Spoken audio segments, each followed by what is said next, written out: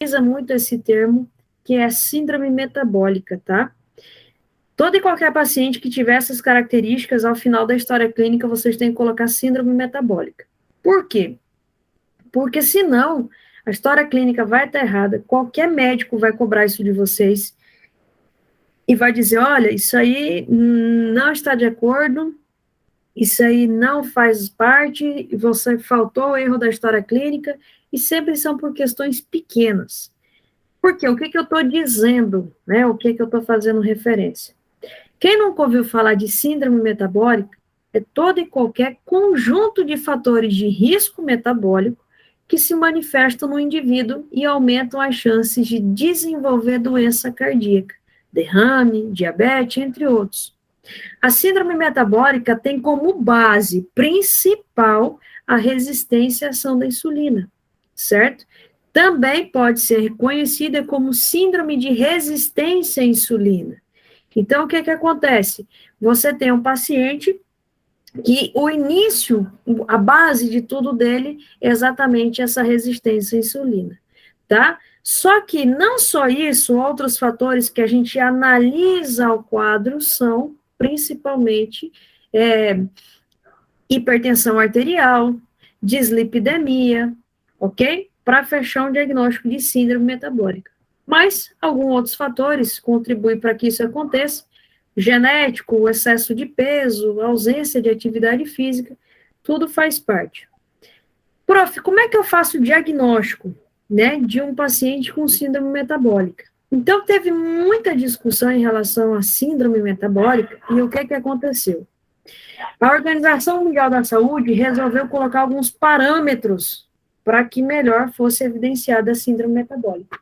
Então, eles falaram assim, vocês já sabem que a síndrome metabólica é o conjunto de doenças, né, cuja base é a resistência insulínica.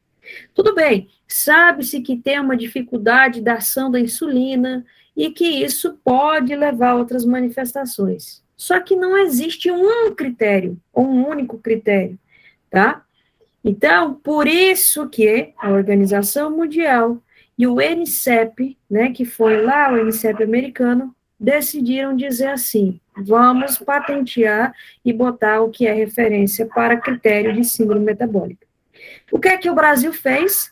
Né, o Brasil também entrou em ação com o Conselho Brasileiro sobre Síndrome Metabólica e disse, juntamente com a OMS e com o NCEP, vamos fechar aqui quais são os pacientes que entram nesse critério. Então, segundo os critérios brasileiros, a síndrome metabólica, ela ocorre quando eu tenho 3 dos 5 critérios abaixo. Então, se você tem um paciente com obesidade central, tá? A circunferência de 88, a maior que 88 na mulher e 102 no homem, ok? Hipertensão arterial, o paciente tem que ter a pressão arterial sistólica de 130 e a pressão arterial diastólica de 85. Glicemia alterada, glicemia de 110, ou já com diagnóstico de diabetes. Triglicerídeos de 150 e HDL de 40 em homens e 50 em mulheres. Para que vocês saibam, qualquer paciente que vocês tenham, e se esse paciente apresentar esses critérios, 3 desses 5, vocês têm que colocar que esse paciente tem síndrome metabólica. Então, a síndrome metabólica, antes, que era somente por uma glicemia alterada, uma resistência à insulina, hoje ela é pontuada como um conjunto de signos e sintomas que estão associadas à obesidade central, hipertensão arterial, glicemia alterada, triglicerídeos e HDL, né, ao colesterol 40 e 50, homens e mulheres. Então, vamos supor que vocês fizeram a história clínica, o paciente de vocês apresentava 3 desses 5, ele tem síndrome metabólica. E isso tem que estar ali, bonitinho, escritinho, tá? Então, se alguém perguntar para vocês o que é síndrome metabólica, é exatamente isso. Quando você tem um paciente que reúne ou que apresenta 3 dos 5 critérios abaixo, tá bom? Isso vocês têm que saber, certo?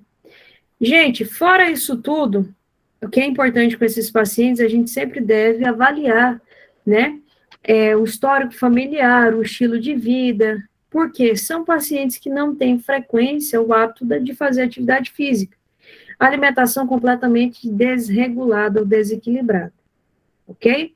O que é interessante, que na grande maioria desses pacientes existe um controle sempre a cada consulta em relação à creatinina, ácido úrico, microalbuminúria, proteína C reativa, teste de tolerância à glicose, o famoso TOG. Então, isso aqui é para que vocês saibam o que é síndrome metabólica. Tem sintomas, professora? Tem. Os sintomas, os sinais e os sintomas de síndrome metabólica, eles são relacionados com a doença ou com as doenças que o indivíduo, que o seu paciente possui, tá bom? Então, geralmente, eles têm acantoses nigrans, que são aquelas manchas escuras ao redor do pescoço, nas dobras da pele.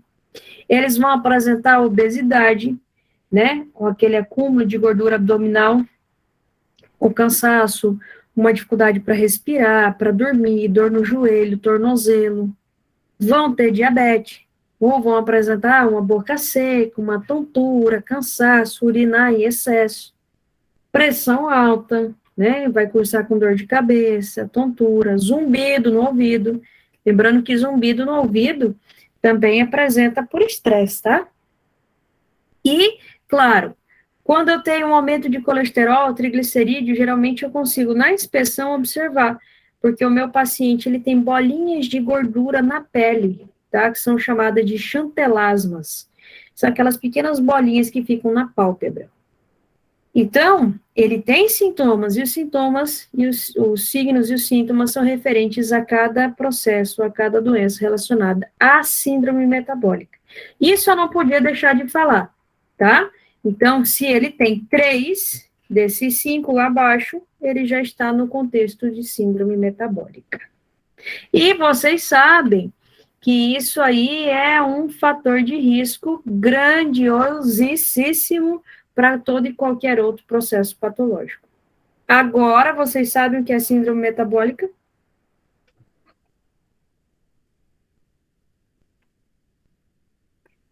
Ih, ninguém respondeu, é porque está tenso. Sim, doutora, agora vai. Ai, Jesus. Tá? É bem simples. É simples, é só não cobrar na prova final. Ah, é? Mas eu não ia cobrar na prova agora, eu ia cobrar só na final. Não, mas vai ter 2? Hum? E vai ter mais de uma, pelo amor de Deus? Não, menino, você vai fazer a prova parcial agora, sexta-feira, não vai? Sim, eu sei. eu já estou focado na prova final. Ah, vocês já estão focados na final? Ei, eu vou. Eu terminei. Ainda bem que vai ser online, né, doutora? Graças a Deus. O que é que vai ser online? A prova final, uai. Certeza? É, uai. Foi assim, tá no áudio do mestre Carlos. Ah, bom, não tô sabendo então. Eu acho que é presencial, hein? Pois é, assim. É. Não, ele falou que se a matéria é online, prova online. Se a matéria é presencial, prova presencial. O que eu fiquei sabendo é que as matérias que são prática e teórica, por exemplo, semiologia, ela é presencial. Bom, também não sei, né? Eu tô. Mas isso aí a gente resolve lá no final. Isso aí a gente dá um jeito. Gente, será que eu tô perdida em tempo, espaço ou pessoa ou não? Não, doutora, só tá certa mesmo. É eu sonhando.